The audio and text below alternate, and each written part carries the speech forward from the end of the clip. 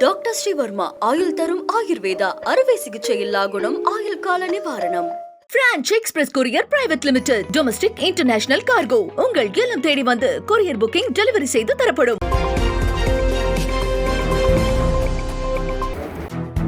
ஒவ்வொரு அரசு துறையிலும் இனி வேலை வாய்ப்பு உயரும் என பிரதமர் நரேந்திர மோடி தெரிவித்துள்ளார். பல்வேறு அரசு துறைகள் மற்றும் நிறுவனங்களில் புதிதாக நியமனம் செய்யப்பட்ட 51,000க்கும் மேற்பட்ட இளைஞர்களுக்கு காணொலி காட்சி மூலமாக பணி ஆணைகளை பிரதமர் வழங்கினார். அப்போது பேசிய அவர் 51,000க்கும் மேற்பட்ட பெண்களும் இளைஞர்களும் நியமன கடிதத்தை பெற்றதாக குறிப்பிட்டார். பொருளாதாரத்தை, உள்நாட்டு பாதுகாப்பை வலுப்படுத்துவது, நவீன உட்கட்டமைப்பை மேம்படுத்துவது, தொழிலாளர்களின் வாழ்க்கையில் மாற்றங்களை கொண்டு வருவது உள்ளிட்டவை அவர்களது கடமை என்றும், வேலையில் எவ்வளவு நேர்மையாக இருக்கிறீர்களோ அந்த அளவிற்கு அது இந்தியாவின் வளர்ச்சி பயணத்திற்கு உறுதுணையாக இருக்கும் என்றும் பிரதமர் பேசினார். இந்த ஆண்டில் UPSC தேர்வில் முதல் 5 இடங்களை பிடித்தவர்களில் 3 பேர் பெண்கள் என்றும், தொழில்நுட்பம், தரவு உள்ளிட்ட துறைகளில் இந்தியாவை உயிர்ப்பிக்க இளைஞர்கள் உந்து சக்தியாக உள்ளதாகவும் பிரதமர் பேசினார்.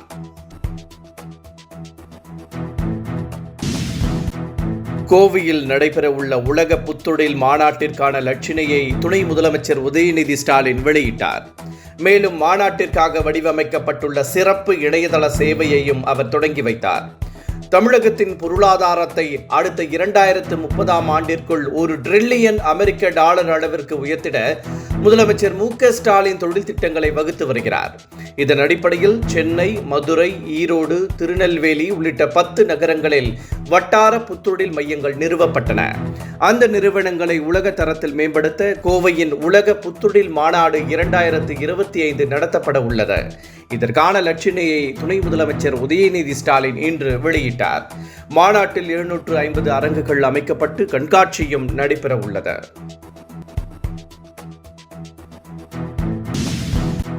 கடன் வழங்கும் நிறுவனங்கள் கட்டாய வசூல் செய்வதை தடுக்கும் புதிய சட்ட மசோதாவை துணை முதலமைச்சர் உதயநிதி ஸ்டாலின் சட்டப்பேரவையில் தாக்கல் செய்தார்.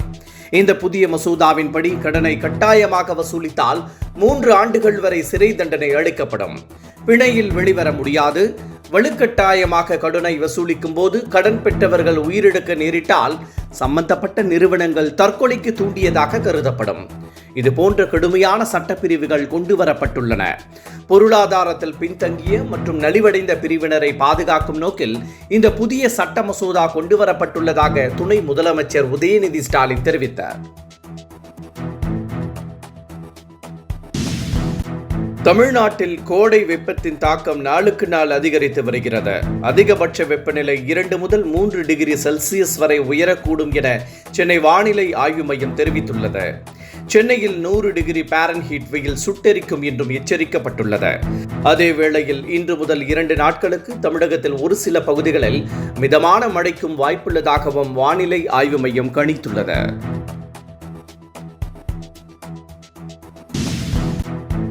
அதிமுக முன்னாள் அமைச்சர் ஜெயக்குமாருக்கு எதிரான வழக்கை ரத்து செய்ய சென்னை உயர்நீதிமன்றம் மறுத்துவிட்டது. 2022ஆம் ஆண்டு உள்ளாட்சி தேர்தலின் போது கள்ள ஓட்டு போட வந்ததாக கூறி திமுக உறுப்பினர் நரேஷ்குமார் என்பவர் மீது தாக்குதல் நடத்தப்பட்டது. இந்த சம்பவம் தொடர்பாக ஜெயக்குமார் உள்ளிட்ட 40 பேர் மீது வழக்கு பதிவு செய்யப்பட்டுள்ளது. இந்த வழக்கில் இருந்து தன்னை விடுவிக்க கோரி ஜெயக்குமார் மனு தாக்கல் செய்திருந்த நிலையில் வழக்கை ரத்து செய்ய சென்னை உயர்நீதிமன்றம் மறுத்துவிட்டது.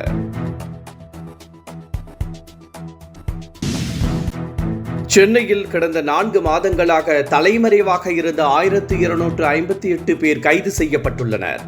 சென்னையில் குற்றச் செயல்களை தடுக்கும் நடவடிக்கையில் காவல்துறையினர் தீவிரமாக ஈடுபட்டு வருகின்றனர்.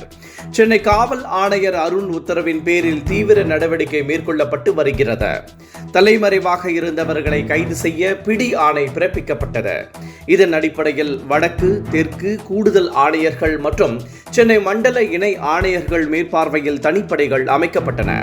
அவர்கள் அறிவுறுத்தலின்படி தீவிர தேடுதல் வேட்டை நடைபெற்றது. இதன் விளைவாக கடந்த 4 மாதங்களில் தலைமறைவாக இருந்த 1258 குற்றவாளிகள் கைது செய்யப்பட்டுள்ளதாக சென்னை காவல்துறை இன்று தெரிவித்துள்ளது.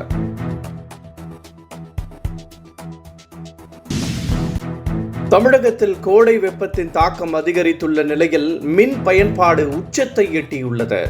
கடந்த சில நாட்களாக கடும் வெப்பம் நிலவுகிறது. நாளுக்கு நாள் 2 முதல் 3 டிகிரி செல்சியஸ் வரை வெப்பம் அதிகரித்து வருகிறது. இதனால் ஏசி, மின்விசிறி போன்ற மின் சாதனங்களின் பயன்பாடும் அதிகரித்து வருகிறது.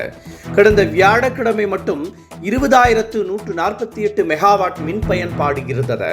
இதில் சென்னையின் தேவை 3,899 மெகாவாட்டாக அதிகரித்தது.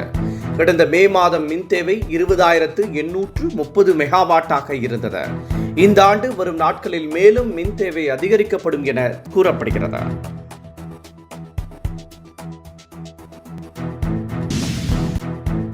தமிழக வெற்றி கழகத்தின் பூத் கமிட்டி மாநாடு கோவையில் இன்று தொடங்கியது. 2026 ஆண்டு தேர்தலை சந்திக்க தமிழக வெற்றி கழகம் எனும் அரசியல் கட்சியை நடிகர் விஜய் தொடங்கினார்.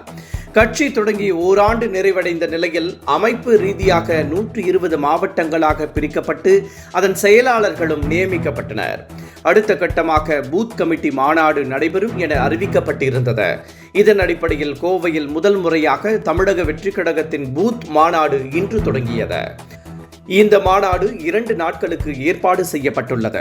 16,000க்கும் மேற்பட்ட பாக முகவர்கள் கலந்து கொண்டுள்ளனர். இந்த நிலையில் பூத் கமிட்டி மாநாட்டில் பங்கேற்க கோவை சென்ற விஜய்க்கு கட்சியினர் உற்சாக வரவேற்பு அளித்தனர்.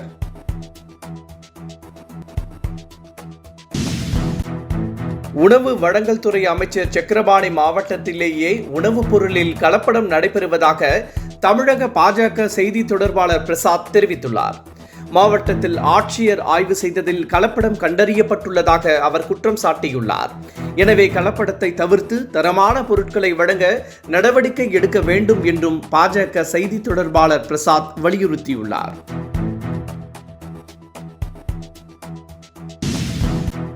தனக்கு அம்மா கேரக்டரில் நடிக்க வேண்டும் என கேட்டபோது நடிகை கஸ்தூரி ஷாக் ஆனதாக சந்தானம் தெரிவித்துள்ளார். டிடி நெக்ஸ்ட் லெவல் திரைப்படம் மே மாதம் 16ஆம் தேதி வெளியாக உள்ளது. யாஷிகா ஆனந்த் சந்தானத்தின் தங்கையாக நடித்துள்ளார். இந்த திரைப்படம் குறித்து சந்தானம் சுவாரஸ்யமான தகவலை கூறியுள்ளார்.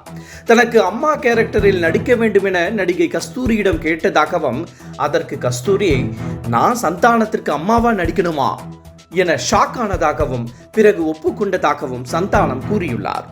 டிடி ரிட்டர்ன்ஸ் திரைப்படம் வெற்றி பெற்றதை போலவே டிடி நெக்ஸ்ட் லெவல் திரைப்படமும் வெற்றி பெறும் என்றும் எதிர்பார்க்கப்படுகிறது. டாக்டர் ஸ்ரீவர்மா ஆயுள் தரும் ஆயுர்வேதா அறுவை சிகிச்சை இல்லா குணம் ஆயுள் கால நிவாரணம். Branch express courier private limited domestic international cargo உங்கள் இல்லம் தேடி வந்து கொரியர் புக்கிங் டெலிவரி செய்து தரப்படும். என்றும் உங்களுடன் மை இந்தியா. முக்கிய செய்திகளை உடனுக்குடன் தெரிந்து கொள்ள சப்ஸ்கிரைப் பண்ணுங்க, பெல் பட்டனை பிரஸ் பண்ணுங்க. என்றும் உங்களுடன் மை இந்தியா.